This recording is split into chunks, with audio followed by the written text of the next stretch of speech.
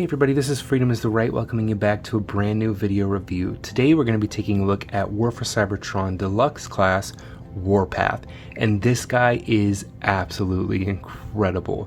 I think that he definitely garners the title of mini masterpiece, at least in my opinion, and I'm really excited to be taking a look at him today. So without any further ado, let's get into it.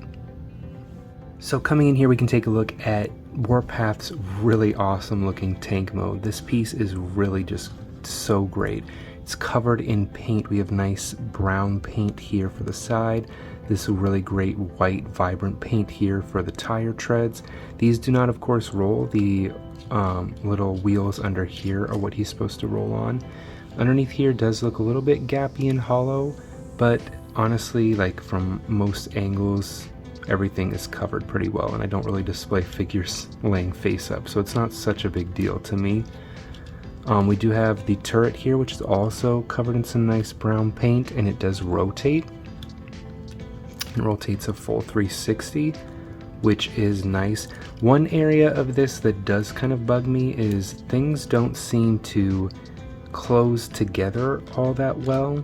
I can't ever get everything to kind of line up like this. This piece here is kind of what's keeping everything together, and I'm not sure if it's just an issue with my copy or if I'm doing something a little bit wrong, but yeah, it's kind of unfortunate to see that. I wish things stayed together on their own a little better down there, but again, it's not the end of the world. And unfortunately, another thing that I don't enjoy about this is he doesn't really roll, he just kind of slides. For the most part, the wheels don't do their job quite as well as I'd like to see them. But otherwise, a really awesome looking vehicle mode, I think. He doesn't come with any additional accessories, so that does pretty much cover it for his vehicle mode, and we can get down to transformation. So the first thing we are going to want to do with this guy is come down here, and this part does detach. Yes, I know there's some parts forming. People aren't always a fan of it. It doesn't really bother me. I think this piece was handled fairly well, and it makes sure that we don't see all this. And the way it stores on his robot mode, I really don't mind this piece being here. As you can see, however, this is the part, like I said, it doesn't really stay together on its own. Without this piece, it just kind of, it stays open. This piece kind of holds it together. So I'm not really sure what the issue is with that, but that is kind of one unfortunate thing.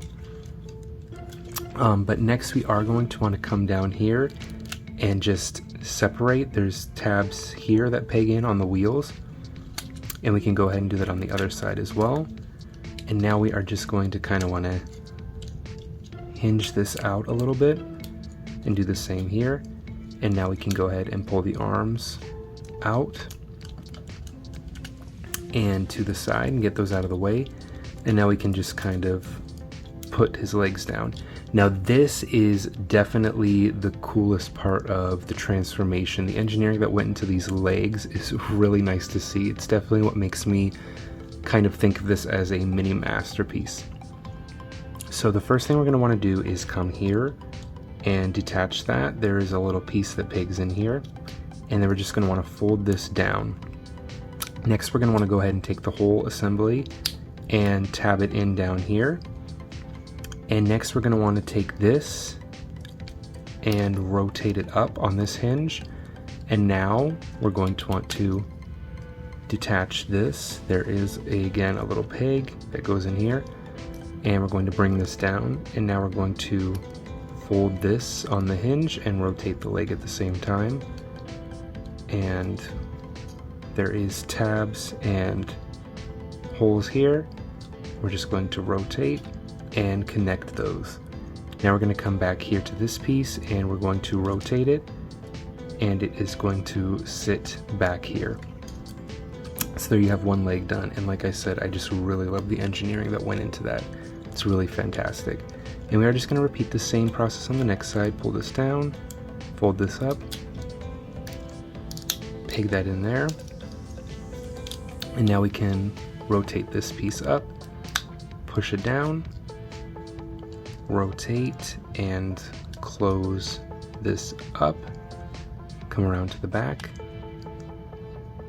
rest that back there, and now we do have the legs all transformed up. So next we can go ahead and move on to the arms.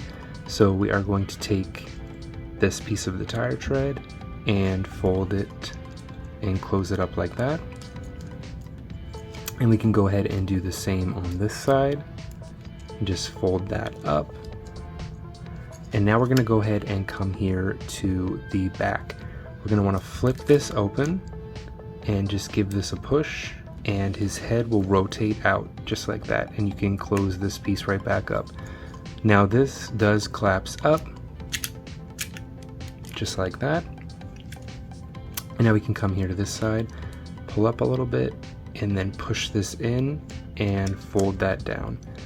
And finally we're going to bring this whole assembly up and just click that into place.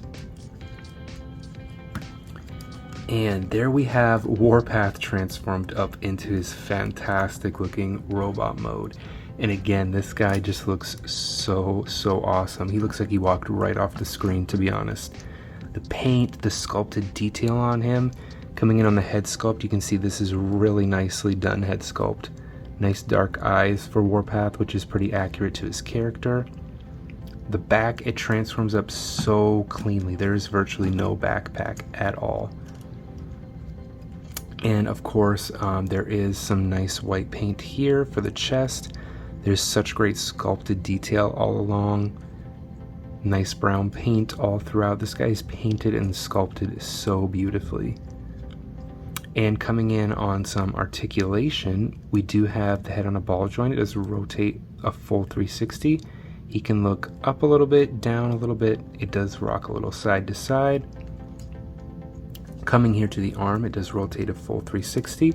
Can hinge out. Does have some rotation at the bicep. He only has about a 90-degree bend there at the elbow. He does have wrist rotation, which is really nice to see. His waist rotates.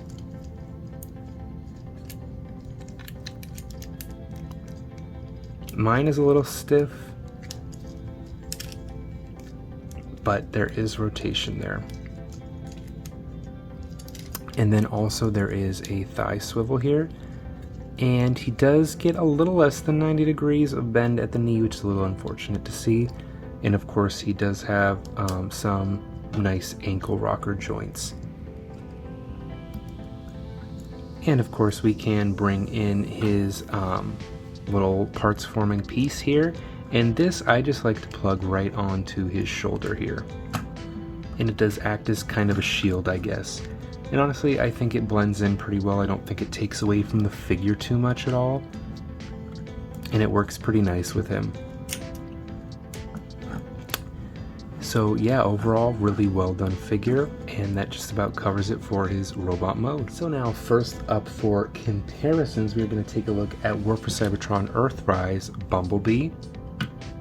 And as you can see, he's a little taller than Bumblebee. Warpath was one of the mini-bots in the original G1 series, but he was one of the taller ones. So this scale does work out pretty well with the two of them. And next up we have Deluxe Class Huffer.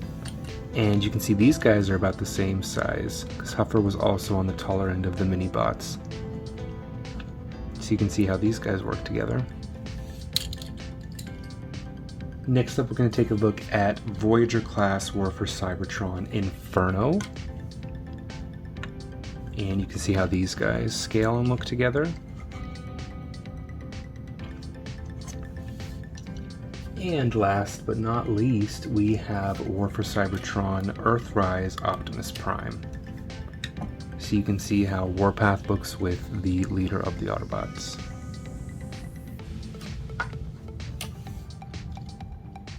So that pretty much wraps it up for War for Cybertron Kingdom Warpath, and again, what a fantastic figure.